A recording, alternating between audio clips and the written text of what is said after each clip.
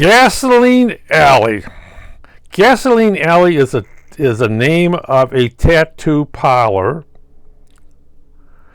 and the logo of that thing is that guy also puts that his name on cigarette lighters. Yeah, people smoke in this film. A lot of people smoke in this film. Too many people smoke in this film. As were other films not having people smoke. One of the heroes of this sits there with a cigarette and lights up all the time. I don't know. I wonder what kind of brand he's smoking. Maybe that's brand placement. Well, that's very unusual. But the character in this is a cigarette lighter. And the reason that cigarette lighter is that it was found with the murders of 4 prostitutes. And that cigarette lighter was on the ground. And so the police go back to this guy and question this guy if he was involved. Did he know any of these girls and the thing? And he said, yeah, I saw her at a bar, that thing. And is he involved? Not now. They just suspect he might be involved. The 2 police officers. And it turned out to be Bruce Willis is in this thing. And this is one of those films, the quickie film, where Bruce Willis is the detective. And you see him a few times standing there talking. And you see him at other parts of that thing, walking, talking. And it turns out that Bruce Willis, the detective, is Bruce Willis, the detective, who is basically into human trafficking, prostitution, drug trade, right, and other criminal operation, which he happens to own a piece of. And he owns a piece of that tunnel that runs between the United States and Mexico that moves prostitutes from Mexico to the United States and runs drugs from Mexico to the United States. This guy's nice tunnel. That's one of the key factors. And also Bruce Willis happens to be, I guess he's retiring because he's beginning to clean up part of his people who know him. Like the prostitutes. And that's why they found the little cigarette lighter there. Oh, okay. Now the guy who owns the tattoo parlor says, I'm not involved. I don't care. Then somebody tries to kill him. I guess he's involved.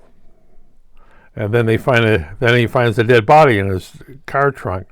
Now he's involved. And as he starts probing, he finds out the detective, Bruce Willis, is no good.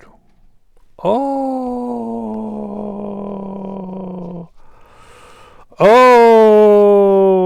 and he finds out some of the people who he has seen some of his people at a party, like a guy had one of his cellmates in that at a party with a hooker, and the guy has a lot of information. He said, well, talk to this person. Well, Bruce Willis is cleaning up loose ends by killing these people.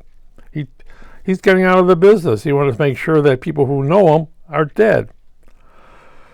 That's basically the thing is, the guy who owns a tattoo parlor is investigating and finds out it's, Bruce Willis, the guy, the old guy, seems to be running an operation there. And at the very end, he calls somebody at the police department and say, hey, watch out for Detective so-and-so. And so the sergeant there goes out to stop Bruce Willis. Bruce Willis kills him and takes off with police, the regular police after him. Yeah, I go, I'm quite sure. Then he picks up another hooker that knows him, and he needs he's going to bring her to Mexico and sell her. Well, the hero goes after them. And finally, Bruce Willis gets killed, the other people get killed, and they stop an operation. And Bruce Willis is in this film. Where? Standing here, standing there, in this car. And how many films did he do in 2021 again? Half a dozen? And in the movies, if you look at it, I saw that, I looked at the credits, so it seems like half of Los Angeles, or actually I think half of Georgia was involved in this thing. And you look at all these people and say, where are they? Where are they? But it's an action movie. But I did notice that Bruce Willis happens to have a look-alike stand-in and a stunt person. Stunt?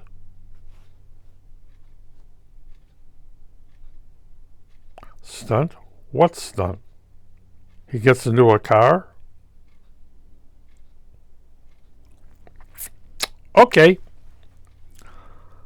Maybe all the other people are doing stunts, but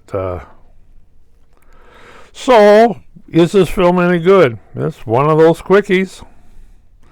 What does mean a quickie? Well, he shows up at the location, and it seems a lot of these films were shot in Georgia, but he shows up at the location, gets the key shots, and then he doesn't have to come back. He can go sit in his trailer or hotel room, or most likely in his case, because he has a fatal disease, all his lines are simple. You feed him the lines, he spouts them out. Wrap. Well, cut. Perfect. I like it. Away we go. And the next thing, you just the same thing. We're going to do this shot. You're going to do this shot. We do it. Rip. Okay. Next shot, same thing. Bip, bip, bip, bip. Okay. You can do all the shooting in a couple days' time and go back to Hollywood.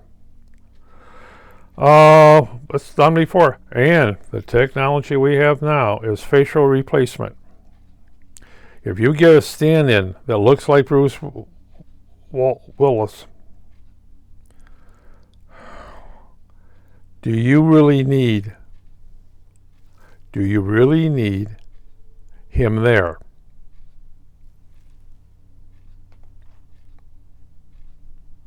Think about that.